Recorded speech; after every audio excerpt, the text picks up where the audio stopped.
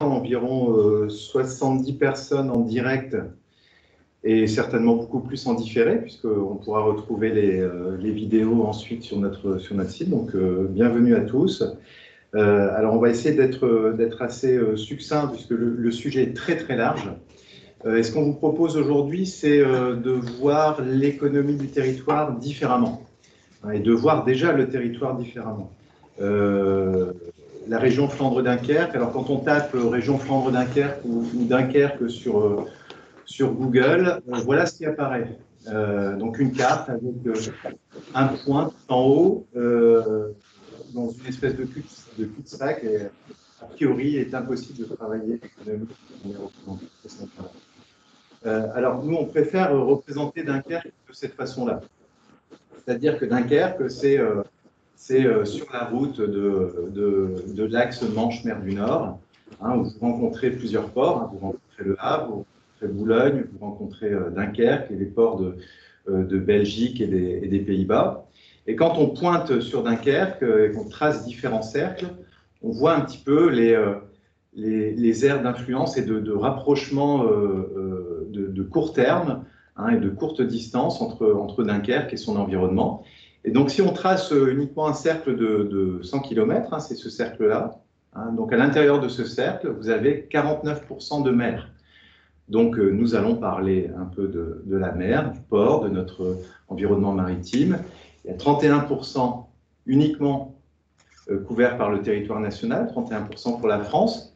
Donc, bien entendu, c'est presque un tiers, mais de fait, Dunkerque est tourné non seulement vers la France, mais aussi vers le reste du monde. Bien sûr vers la Belgique, 16%, le Royaume-Uni, 3%, les Pays-Bas, 1%, toujours dans ce rayon de 100 km, mais c'est surtout la mer qui nous ouvre complètement vers le reste du monde. Alors c'est un territoire ouvert, donc d'abord sur un axe maritime et une rangée portuaire de première importance, sur un hinterland nord-européen. Alors, si on élargit le cercle à 350 km, rien que dans ces 350 km, nous avons 80 millions de consommateurs qui sont disponibles pour notre hinterland. C'est un territoire aussi ouvert sur une métropole et un lien fort vers l'Île-de-France, donc un lien qui va encore se renforcer avec le canal Seine-Nord. Et puis surtout, alors, je vous parle de ça parce que c'est un peu le socle sur lequel on va pouvoir réfléchir ce matin. C'est un territoire ouvert sur une certaine culture du développement. On a connu de très grands projets avec l'implantation de l'Usinor et l'installation du port, etc. C'est aussi une certaine culture des marchés extérieurs. On est dans une économie très mondialisée, donc qui peut poser parfois questions, parfois problèmes dans certaines périodes, mais on va y réfléchir. Une grande ouverture vers la Belgique, la coopération et les synergies, c'est une très très grande force du territoire. On est sur un territoire de coopération et une certaine façon de façonner le territoire, puisque quand on visite un peu le territoire de la région Flandre-Dunkerque, on voit que l'homme a mis la main un peu partout. Tout le territoire a été refaçonné dans toute sa surface. Et également un territoire qui fait montre d'une résilience exceptionnelle. Et là aussi, dans les périodes que nous vivons, c'est extrêmement important. Alors, quelques points de repère économique, rapidement. On a d'abord ici la répartition des salariés par secteur d'activité. Vous retrouvez 1% pour l'agriculture, on a 23% pour l'industrie, 6% pour la construction, 38% pour le tertiaire marchand et 33% pour le tertiaire non marchand. En réalité, si on prend dans le tertiaire marchand la part des services liés directement à l'industrie et le port et qu'on l'ajoute à la partie industrielle, on arrive à 38%. Donc la majorité donc on a globalement 38% des emplois du territoire sont orientés vers l'industrie, même si une partie de ces emplois sont des services. C'est à peu près un tiers du total des emplois. Le taux de chômage aujourd'hui est de 9,9%. Il est en baisse. Bon, on sait que ça ne durera certainement pas, mais néanmoins, c'est une grande fierté pour le territoire d'être revenu en dessous de la barre des 10%.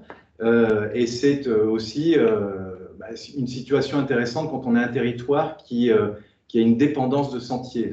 Ce qu'on appelle une dépendance de sentier en économie, c'est un territoire qui a connu une histoire industrielle forte et qui est dépendant de cette histoire. Donc qui réagit différemment des autres territoires quand il y a une période de baisse ou une période de montée du chômage. On est un petit peu au-dessus de la moyenne des Hauts-de-France, qui est à 9,6. 7,6 pour la moyenne nationale, et le contraste par contre avec la Belgique est très très fort, et notamment la région flamande qui est à 3,1%.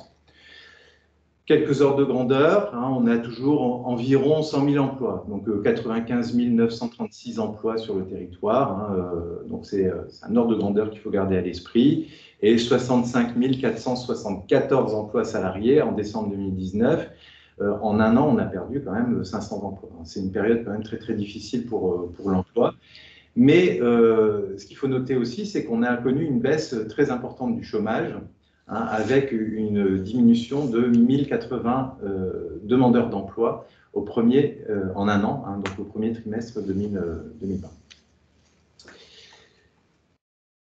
Alors, si on regarde ensuite les éléments de dynamique de notre territoire, alors je vais laisser la parole à Sandrine pour la suite. On verra qu'on a beaucoup de points d'appui pour travailler sur l'avenir. Rappelons en matière d'économie que la région Flandre-Dunkerque connaît aujourd'hui une réelle dynamique depuis la période des implantations des années 80. Territoire d'innovation, territoire d'industrie, la région a activé un certain nombre de leviers pour opérer ces transitions, relancer économiquement le territoire et puis conforter et développer son attractivité. En témoignent les entreprises qui se sont implantées ou qui sont en cours d'implantation, ou même celles qui ont lancé des grands projets d'investissement. Avec la réalisation d'un grand bassin au port ouest et la poursuite de l'aménagement de la zone Dunkerque logistique internationale et la zone de grande industrie, le projet du port aussi, CAP 2020, s'intègre par ailleurs complètement dans cette dynamique de renforcement de la position de Dunkerque dans la chaîne d'approvisionnement du nord de la France. Les collectivités elles-mêmes se mobilisent et elles contribuent à cette dynamique économique. À l'échelle, par exemple, du territoire de la CCHF, un éclosoir d'entreprises a vu le jour à Wormhout. La CUD a lancé le projet de la turbine, maison d'entrepreneuriat. Et l'amélioration des conditions de mobilité constitue également un très bon levier. La CCHF s'est par ailleurs lancée dans la réalisation d'une étude visant à se doter d'une stratégie globale de mobilité à l'échelle de l'intercommunalité. Et la CUD a fait le pari de la gratuité pour l'ensemble de son service de transport en commun. La maîtrise de l'énergie et du reste est devenue l'un des enjeux majeurs pour le développement du territoire. La limitation programmée des ressources et puis la mise en place de réglementations visant à limiter les impacts environnementaux ont poussé aussi le territoire à repenser de manière collective les différents procédés industriels qui ne doivent plus aujourd'hui être pensés de manière linéaire, c'est-à-dire qu'on extrait la ressource, on la consomme et on traite et on stocke les déchets, mais plutôt de la façon la plus circulaire possible et en réutilisant les déchets comme des ressources potentielles. Un certain nombre de projets en matière d'écologie industrielle et d'économie circulaire existent. Pour citer quelques exemples, la ville de Dunkerque a par ailleurs engagé très tôt des partenariats publics-privés pour mettre en place un réseau de chaleur. Ici, la récupération de la chaleur fatale des hauts fourneaux d'Arcelor. Un autre exemple, Ecosem qui produit du ciment bas carbone à partir de la valorisation également des laitiers moulus issus des hauts fourneaux. D'autres projets aujourd'hui sont à l'étude et des réflexions sont actuellement en cours sur les potentialités offertes par exemple par le CO2, l'hydrogène, le réseau de froid ou encore la méthanisation. Petite parenthèse aussi sur la thématique de l'eau qui représente une denrée énormément précieuse pour le territoire, où l'Agur, en partenariat avec le syndicat de l'eau du Dunkerquois, a conçu une toile de l'eau industrielle dont la finalité consiste à identifier des solutions alternatives pour pouvoir optimiser la gestion de la ressource en eau. On a par exemple un projet de réutilisation des eaux usées traitées en sortie de process d'une entreprise pour couvrir tout ou partie des besoins d'un autre industriel. L'Agure projette également la conception d'une autre toile, c'est celle des savoir-faire et de l'innovation, qui permettra en fait de pouvoir identifier des opportunités de synergie en mettant en évidence les différents savoir-faire techniques et les compétences spécifiques inhérentes au territoire. Donc pour ce faire, l'Agure va travailler en étroite collaboration avec le service public de l'emploi, le monde de l'enseignement, également les industriels. Et rappelons également que ce projet s'inscrit dans le cadre d'une convention de partenariat pluriannuel établie avec l'ADEME. Si on poursuit notre lancée sur la question des toiles, parlons de toiles agricoles. Bien souvent, l'image du territoire dunkerquois elle est souvent associée à son complexe industrialo-portuaire. Et pourtant, une grande partie du territoire est couverte par l'agriculture. Et l'agriculture et l'agroalimentaire représentent des secteurs aussi clés de l'économie. C'est dans ce contexte en fait, que l'Agure a conçu cette toile agricole et alimentaire pour pouvoir permettre aux acteurs locaux d'identifier les différentes opportunités à saisir et à développer. Alors, parmi ces opportunités sur le territoire, on peut citer par exemple celle de conforter les filières existantes et puis de disposer sur le territoire de filières complètes. De la production à la transformation, en passant aussi par le stockage et le transport des marchandises. Et le port joue un rôle majeur dans cette étape. Le port qui est donc premier port français par l'importation de fruits en conteneurs, ou encore troisième port français pour le trafic de céréales. Un autre enjeu, c'est de pouvoir aussi identifier des leviers de valeur ajoutée sur le territoire. C'est le cas par exemple de la filière lin, où aujourd'hui on sait que la CCHF travaille à la constitution d'une filière d'excellence à l'échelle régionale. Un autre enjeu encore, enfin pour terminer sur cette diapo, ce serait de réduire la dépendance du territoire aux grands marchés internationaux et privilégier plutôt le développement des circuits courts alimentaires et de l'agriculture de proximité.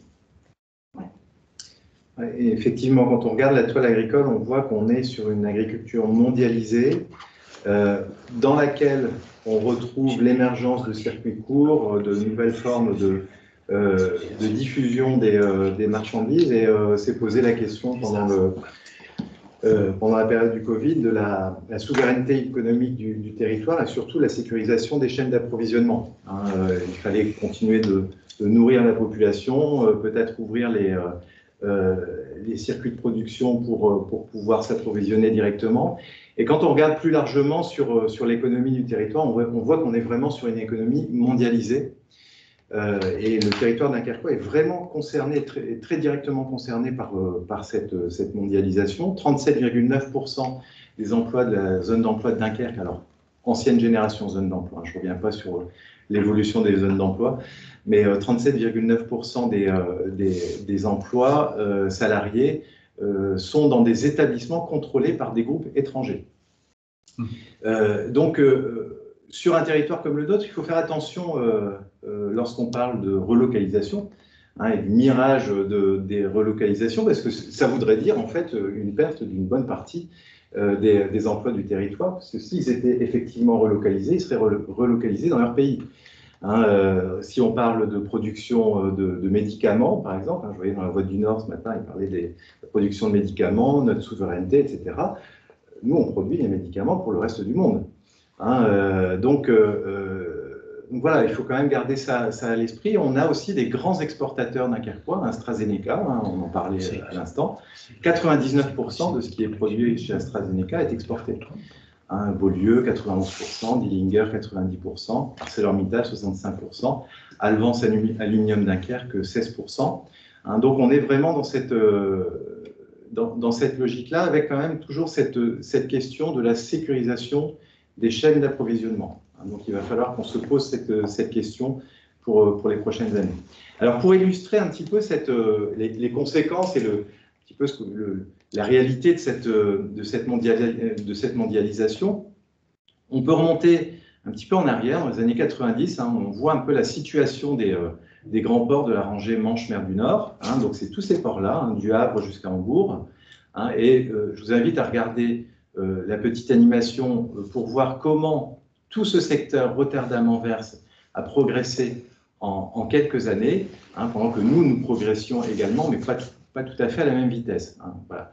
Donc on voit les trafics qui augmentent très très rapidement, hein, et qui posent aujourd'hui la question de quel rapport entre cette évolution des trafics et l'ancrage territorial des ports. Hein, Stéphane Raison rappelle régulièrement l'importance d'avoir une approche par valeur ajoutée et par emploi généré par le port. Aujourd'hui, on dénombre à peu près 34 000 emplois en lien avec le port, c'est-à-dire 5 400 emplois en lien direct, 18 000 indirects et 10 600 emplois induits. Hein, globalement, on retrouve à peu près les chiffres qu'on avait dans les premières diapos. Donc on a une dynamique portuaire qui est très importante pour le territoire parce qu'elle vise aussi des retombées intéressantes pour ce territoire. Des retombées en termes de valeur ajoutée, hein, pour l'industrie, mais aussi pour l'énergie, le bâtiment, les services, etc. Et également donc, des retombées pour l'emploi. Alors selon la Banque mondiale, 1 million de conteneurs créent à peu près 1 millier d'emplois. Alors le ratio n'est pas toujours celui-là, mais néanmoins, il est bien à l'esprit de la gouvernance du port dans le cadre du projet CAP 2020 et de ses futures retombées pour le territoire. Alors au final, quand on voit un petit peu toutes ces dynamiques très mondialisées, etc., on se demande ce qui retombe vraiment localement. Alors une façon de l'approcher, c'est de regarder l'évolution des revenus. Aujourd'hui, les revenus sur le territoire, donc le revenu annuel médian disponible par unité de consommation, c'est un petit peu technique. Alors, on va dire que voilà, le revenu médian est à environ 19 000 euros, très très proche de la moyenne des Hauts-de-France et un petit peu en dessous de la moyenne nationale. On voit que c'est en progression, hein, sur l'ensemble des échelles de territoire. Et quand on regarde un peu plus près, on voit que cette progression n'est pas tout à fait la même, et le niveau n'est pas tout à fait le même selon les classes d'âge. J'attire votre attention sur les classes d'âge entre 50 et 74 ans. Ce sont ces classes d'âge-là qui ont connu une belle progression du niveau de revenus et qui connaissent des niveaux de revenus les plus élevés parmi les différentes classes d'âge. Or, si on revient à quelques petits déj auparavant, on vous a expliqué que ce sont justement ces classes d'âge qui connaissent la plus forte croissance démographique. Donc le revenu disponible sur le territoire augmente, et il augmente pour des classes d'âge très spécifiques. Donc la consommation pour les 50-74 ans va bouger, est en train de bouger sur le territoire, et est en train de prendre de l'ampleur. Maintenant, il s'agit de voir si l'offre va dans le même sens. Et pour ça, je laisse la parole à Céline.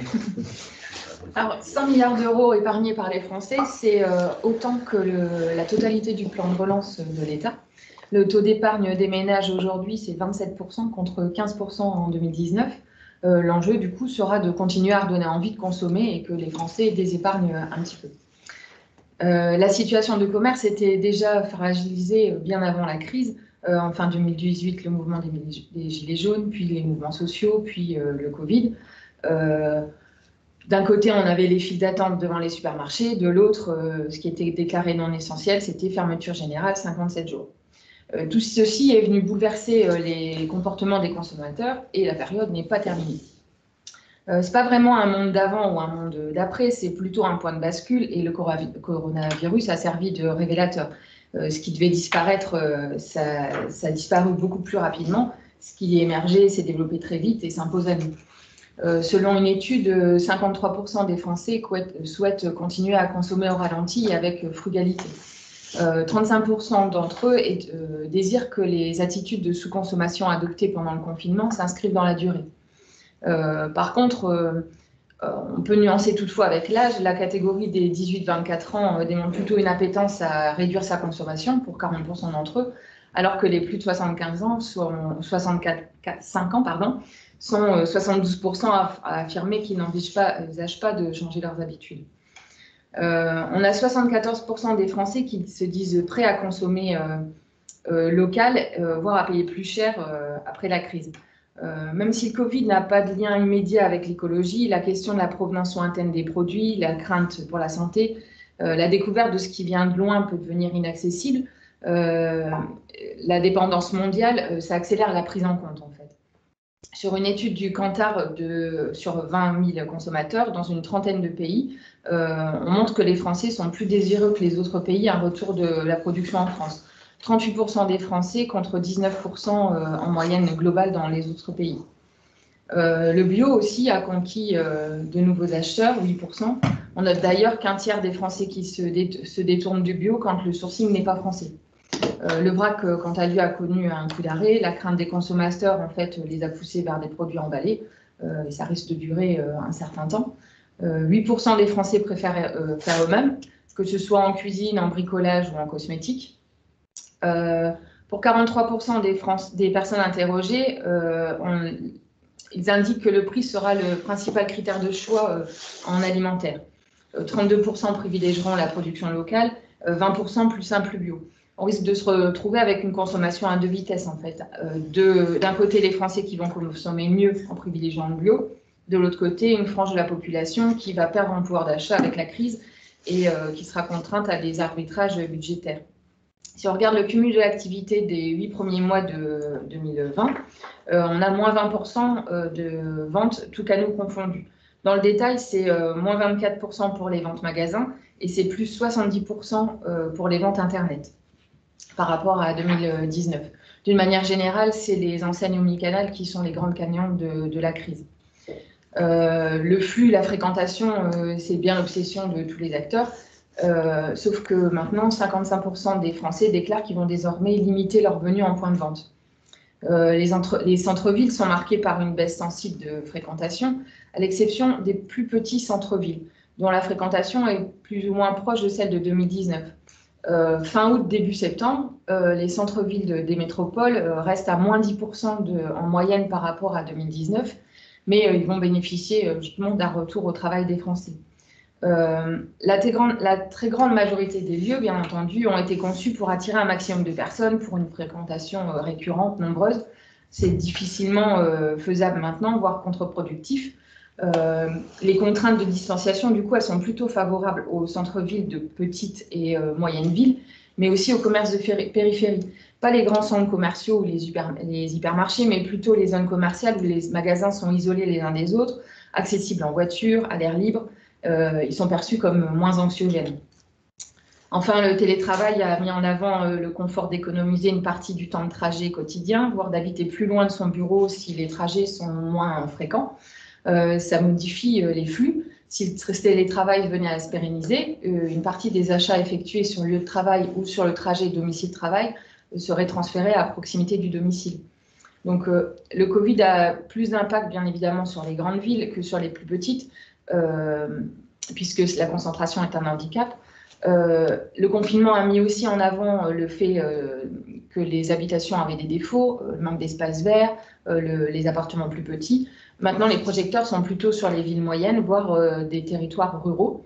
Ça donne une occasion unique pour chercher à séduire, à se rendre attractif. D'ailleurs, certaines villes ont même fait de la publicité dans les métros parisiens. L'occasion, le marché de l'occasion, il est passé de 5 milliards en 2012 à 7 milliards en 2019. C'est 30% d'augmentation. Un Français sur deux se tourne vers l'occasion. Plusieurs raisons: acheter moins cher, en général moins 30% du prix, acheter plus responsable et plus haut de gamme, des marques et moins cher. Et la vente des produits de luxe a été multipliée par 2 ces dernières années.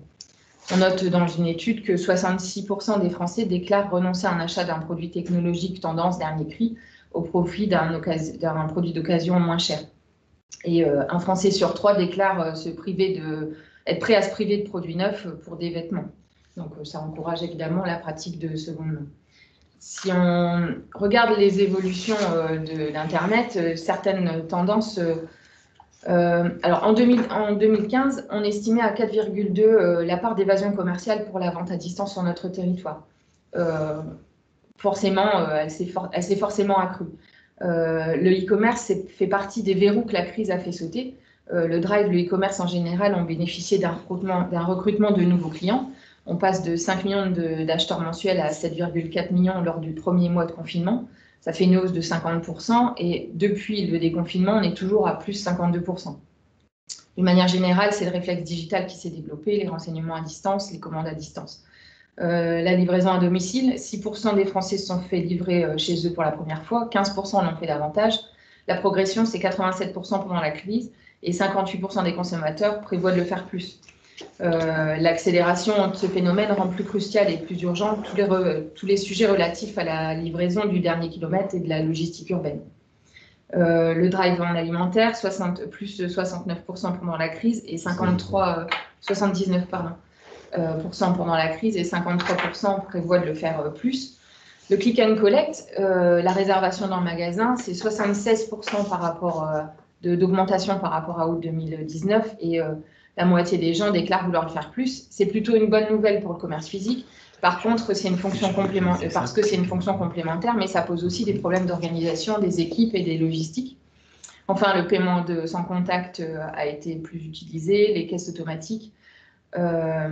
Ces évolutions vont se poursuivre et vont se renforcer grâce aux mesures de distanciation, mais on note aussi que 62% des consommateurs, pour 62% des consommateurs, le soutien des commerçants qui ont souffert ou œuvré positivement pendant la crise sera une priorité. Cette étude a été réalisée au mois d'avril, espérons que ce soit toujours le cas. Si on regarde un petit peu dans la région Flandre-Dunkerque, quelques points de repère. Là, ce sont les derniers chiffres que nous ayons, donc c'est 2019. Le nombre d'emplois dans le commerce de détail et les services commerciaux n'a pas beaucoup varié en 10 ans, mais il connaît des évolutions très contrastées entre les communes, selon les communes ou les types de magasins. On compte 1042 commerces qui représentent 7200 emplois salariés. 62% des commerces étaient ouverts pendant le confinement, ça concerne 71% des salariés. On compte 1063 établissements de services commerciaux, ça représente à peu près 4731 emplois. 23% de ces établissements étaient ouverts pendant le confinement, c'est 33% des salariés. Donc, au total, pour la Flandre-Dunkerque, commerce et services commerciaux, c'est 2100 emplois, 2100 établissements, 12 000 emplois. Une publication plus détaillée est prévue sur ce sujet, nous vous tiendrons informés. L'artisanat, la France fait partie des pays européens où l'artisanat est très développé. On y dénombre officiellement plus de 2 millions d'entreprises artisanales. En région, on en compte 86 000. En Flandre-Dunkerque, c'est un peu plus de 2500. C'est plus 276 entreprises en 2 ans. La densité reste sous la moyenne régionale. On est passé de 89 à 100 entreprises pour 1000 habitants.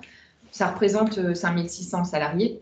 La plupart de ces structures sont individuelles. De ce fait, tous les secteurs de l'artisanat français sont touchés. 59% des artisans étaient fermés pendant le confinement. Le recul moyen de chiffre d'affaires depuis janvier, c'est 57%. Et ils sont 79% à considérer que leur entreprise pourrait être en péril si la crise perdurerait. Et enfin, 61% d'entre eux estiment qu'il faudra plus de 4 mois pour retrouver le niveau d'activité d'avant-crise. Au niveau national, les entreprises artisanales génèrent annuellement près de 300 milliards d'euros à l'économie française. Ça représente une participation de 20% du PIB national. Donc, des opportunités quand même à saisir sur le soutien aux entreprises de proximité. On a vu qu'on était sur une économie mondialisée. L'entreprise de proximité, c'est une entreprise qui n'est pas délocalisable. Ce sont des services qui sont directs.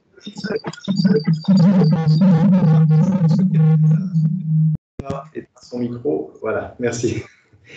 Et donc, c'est un enjeu aussi pour l'entrepreneuriat, la création d'entreprises. Alors, on sait que traditionnellement, dans le Dunkerquois et dans les territoires industriels-portuaires pour lesquels il y a beaucoup d'emplois salariés, on a traditionnellement peu de création d'emplois. On est un nombre de créations ex nihilo de 64 pour 10 000 habitants, ce qui est à peu près la moitié de la moyenne nationale.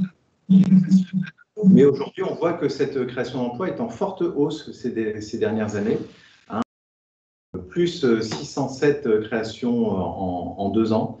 Donc, une dynamique qu'on est en train de retrouver et qui est plutôt prometteuse pour le territoire. Et peut-être aussi une opportunité pour l'activité féminine. Alors, ceux qui nous connaissent bien savent qu'on va toujours faire un petit zoom sur l'activité féminine tant que la question se posera. Malheureusement, elle se pose encore et toujours, puisque c'est un enjeu extrêmement important pour la double activité et l'attractivité pour les cadres. On en a parlé lors de petits déjeuners précédents. C'est un soutien important pour le revenu disponible. On a vu que c'était sur ce revenu disponible qu'on pouvait bâtir des choses pour notre territoire. Un enjeu social et sociétal et un frein à la précarisation. Quand on regarde le cheminement vers les situations précaires, souvent, c'est en lien avec la sous-activité féminine et les séparations. Un enjeu également pour le développement de secteurs porteurs d'emploi, encore peu présents sur le territoire. Alors, ceux qui connaissent bien nos travaux savent que régulièrement, Cécile Travers, qui est présente dans la salle, revient sur ces secteurs qui sont porteurs d'emploi, qui sont plus ou moins présents sur le territoire. On sait qu'on a peu de secteurs porteurs qui sont présents sur le territoire, on en a quand même 2 ou 3. Mais on a aussi d'autres secteurs qui portent beaucoup, qui créent beaucoup d'emplois au niveau national et lesquels on peut investir davantage. Les pistes à explorer, notamment pour des emplois activistes, c'est les emplois commerciaux, l'économie de proximité, on vient d'en parler, le numérique, les métiers liés au vieillissement et l'accompagnement des publics, là aussi on en a parlé lors de 2 petits déj précédents, les services à l'entreprise, l'ingénierie, l'étude, le tourisme, etc. On voit ici dans ce graphique, quand on regarde l'évolution de la population active sur le territoire entre 2007 et 2017, hein, donc sur 10 ans, ici on voit que la population active masculine est en train de baisser sensiblement, alors que la croissance de l'activité féminine limite la perte. Alors, d'après les tout derniers chiffres, on n'a plus cette croissance. Donc ici, on a vraiment un enjeu extrêmement important. Il faut surveiller cette courbe parce que on sait que c'est aussi par l'activité féminine qu'on portera la croissance économique du territoire dans les prochaines années. Avec un enjeu particulier aussi, l'économie de proximité, on en a parlé, hein, sur l'artisanat, pour lequel 31% des dirigeants sont des femmes, hein, contre 26% en région Hauts-de-France. Hein, donc c'est une spécificité locale sur laquelle on peut également s'appuyer. Autre spécificité sur laquelle on pourrait s'appuyer, c'est toujours, pour revenir à cette ouverture, hein, les opportunités transfrontalières et métropolitaines. Hein, on ne tient pas dans nos propos à ce que le territoire se regarde un peu le nombril. Hein, on est aussi sur un territoire très ouvert et ouvert à des foyers de croissance. Hein, les constats, c'est que la métropole lilloise fait partie des métropoles ayant le moins d'effets d'entraînement économique sur les agglomérations moyennes de son périmètre. C'est une étude récente qui avait été commanditée par l'agence de Lille qui le démontre. Hein, et aujourd'hui, on travaille justement avec l'agence de Lille pour essayer de trouver des solutions à ce constat. Chaque jour, 2817 Dunkerquois vont travailler dans la MEL et 1602 Lillois viennent travailler en région Flandre-Dunkerque. Donc on a des échanges quotidiens, hein, avec la métropole. En 70 ans, le territoire flamand, français et belge sont partis de la même situation et ont suivi 2 trajectoires très différentes. Le constat aujourd'hui, c'est que le taux de chômage du côté flamand-belge est de 3,1%, et nous avons vu tout à l'heure que nous étions à 9,9% de notre côté. Et aujourd'hui, autre constat, le déficit de main-d'œuvre disponible en région flamande limite sensiblement la croissance économique de ce territoire. Et donc, ils sont très très ouverts aux emplois transfrontaliers. Voilà, donc beaucoup de perspectives et puis surtout une belle ouverture pour les questions et échanges. Nous vous écoutons.